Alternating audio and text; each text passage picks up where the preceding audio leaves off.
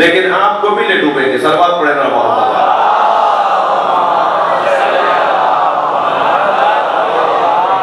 اور بلند صلوات پڑھیں.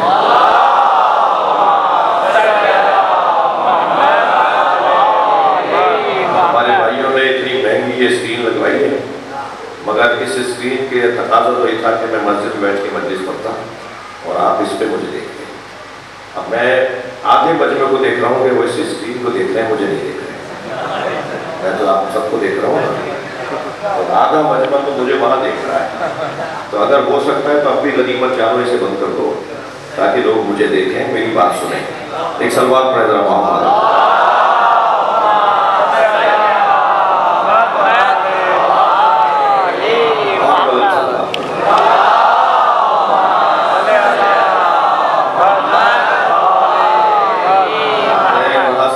اچھا لگوں گا یہاں ایک آؤ صلوات کریں.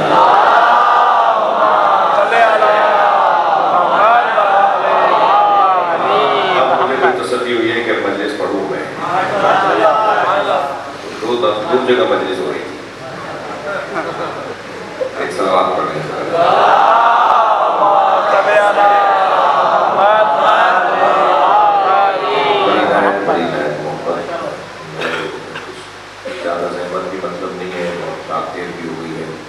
مگر قرآنی مفاہیم ہیں جو میں آپ کے سامنے بیان کر رہا ہوں. قرآن کی آیت کی تفسیر ہے اور ہم مجلس میں آتے اس لیے کہ ہم قرآن کی آیت کی تفسیر پڑھیں.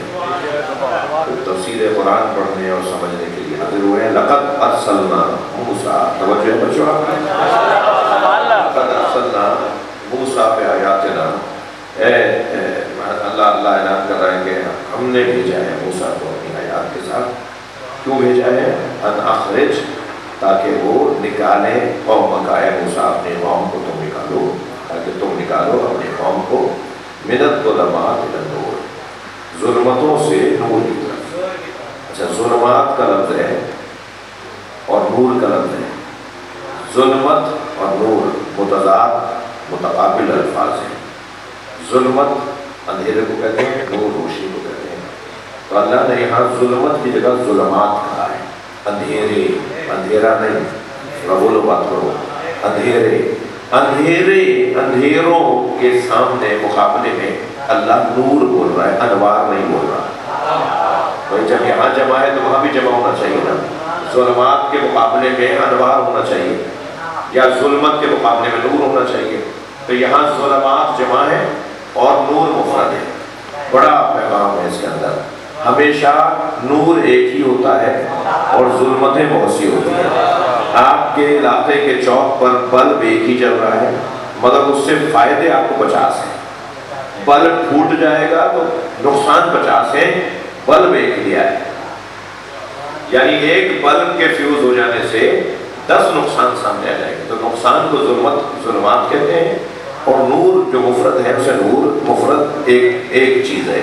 ایک بلب، مثلا اسی چوک کے اوپر بلب لگا ہوا ہے تو یہ چور کو پہچاننے میں مدد کرتا ہے، یہ رستے کے گڑھے سے ہمیں بچاتا ہے، یہ گاڑی سے ٹکر ہونے سے بچاتا ہے. کوئی جانور کاٹنے والا، نقصان پہنچانے والا موذی جانور اگر سامنے آ جائے تو یہ اس سے بچاتا ہے. تو نور تو ایک ہے، مگر اس کے سامنے جس چیزوں سے بچاتا ہے وہ 10 ہے. تو ظلمات جمع، نور مفرد. توجہ چاہوں گا. اور ایک نور جائے گا تو 10 ظلمتیں آ جائیں گی. تو ظلمتوں سے نکال کر نور کی طرف. نور ایک ہی کافی ہوتا ہے. توجہ، ظلمتیں 10 ہوتی ہیں. ہمارے علاقے کے اگر بد تہذیب بچے چوک پہ لگے ہوئے بلب کو پھوڑ دیں تو ایک بلب کیا پھوٹے گا؟ 10 پریشانی آ جائے گی. علاقے کے مہذب لوگ جمع ہو کر میٹنگ بلائیں اور بلدیہ کو اور متعلقہ ادارے کو درخواست لکھیں اور ان سے کہیں کہ بلب ٹوٹ گیا ہے، دوبارہ سے لگا دیجیے. ان کی گاڑی آئے گی، ایک بلب لگا کے چلی جائے گی. تھک تو نہیں رہنا. ان کی گاڑی آ کر ایک بلب لگا کے چلی جائے گی، پھر روشنی ہو جائے گی، پھر وہ ساری ظلمتیں بھاگ جائیں گی اور آپ کو فائدے پہنچیں گے. پھر علاقے کے بد تہذیب بچے پتھر ماریں اور اس بلب کو توڑ دیں، اور پھر آپ میٹنگ بلائیں اور پھر گاڑی آ کے بلب لگا جائے. پھر علاقے کے بد تہذیب بچے پتھر مار کے بلب پھوڑ دیں. میں بار بار بد تہذیب اس لیے کہہ رہا ہوں، جو نور بجھاتا ہے وہ تہذیب دار نہیں ہوتا. جو نور سے دشمنی کرے وہ اچھا بچہ نہیں ہوتا. اب علاقے کے بچے میں یہ کرتے آ رہے ہیں مسلسل 6 7 10 8 دفعہ ہو گیا. تو اب ایک دفعہ تو ایسا بھی ہوگا نا کہ اس ادارے سے آپ کو خط آئے گا، پہلے اپنے بچوں کو اس قابل کرو کہ ہم نور تمہیں دیں۔ اللہ نے بھی 12 نور بھیجنے تھے، امت نے ایک نور کے بعد دوسرے نور کو قتل کر دیا، 12ویں کو اس نے غیبت میں رکھا ہوا ہے، پہلے اس قابل ہو جاؤ کہ نور برداشت کرو۔ صلوات اللہ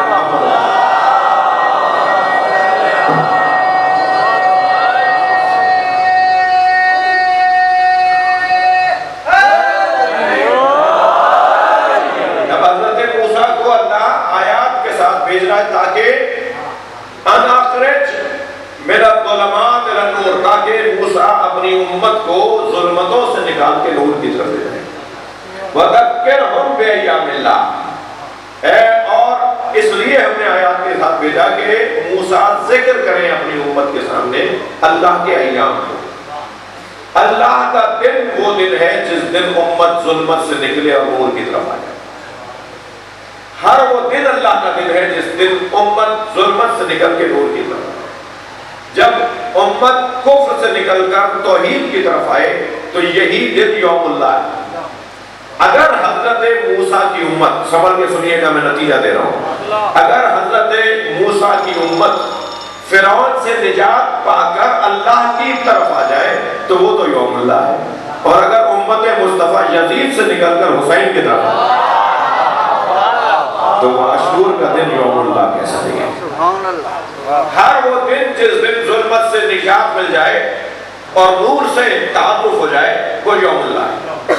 لہذا کنز العمال ہمارے سنی بھائیوں کی کتاب ہے، اس میں حدیث مبارکہ ہے، ارشاد ہوا ان عاشورا ایام من ایام اللہ، عاشورا اللہ کے ایام میں سے، ایام اللہ میں سے ایک یوم اللہ ہے۔ اس لیے کہ عاشور کے دن امت ظلمت سے نکلی اور نور توحید کی طرف آئی۔ یزید کا اور حسین مولا کا مقابلہ کیا تھا؟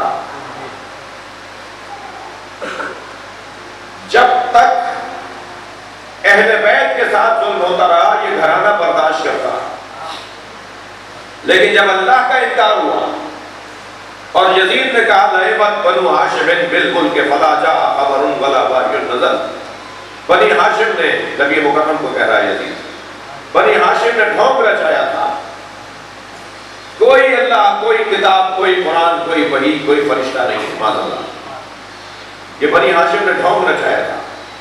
جب اس نے اللہ کا انکار کیا، جب اس نے دربار میں، شام کے دربار میں امام حسین کے کٹے ہوئے سر کو دیکھ کر کہا کہ کاش میرے بدر کے بزرگ ہوتے تو دیکھتے کہ میں نے بنی ہاشم سے بدلہ لے لیا، کیونکہ حسین کے بابا علی نے میرے بڑوں کو مارا تھا تو میں نے آج اپنے بڑوں کا بدلہ علی کے بچوں سے لے لیا، جو یہ کہہ رہا تھا کہ کوئی اللہ نہیں ہے، کوئی قرآن نہیں ہے، کوئی وحی نہیں ہے۔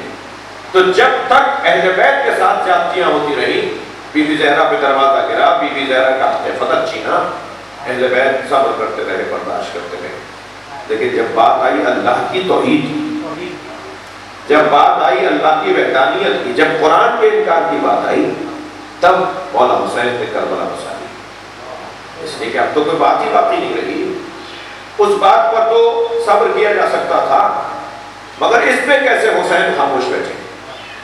لہذا کربلا کا میدان عقیدہ توحید کے تحفظ کا میدان۔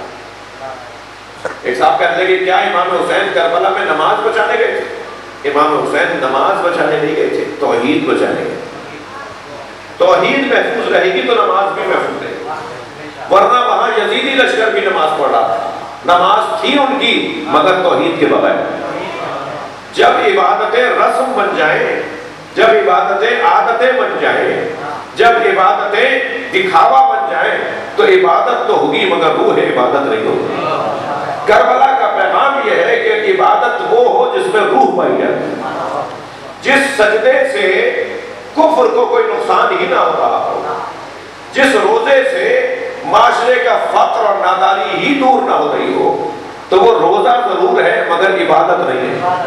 یہ کربلا والے نے پیغام دیا کہ عبادت کو اس کی روح کے ساتھ انجام دو۔ توحید بچانے کے لیے کربلا میں حسین آئے۔